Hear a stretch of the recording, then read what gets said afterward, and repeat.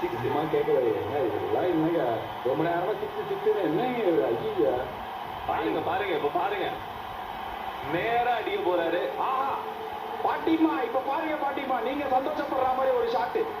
பாட்டிமா உங்களுக்காகவே இந்த பால்ல நானும் ஒரு பந்தத்தை போடுறேன்.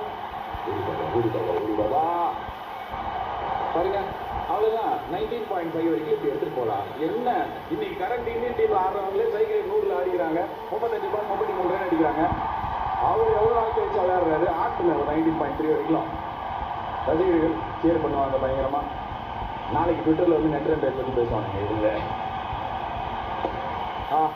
just a cute little push of a single, just jog to the other end, and I don't think you will see him again batting today because there's only one over.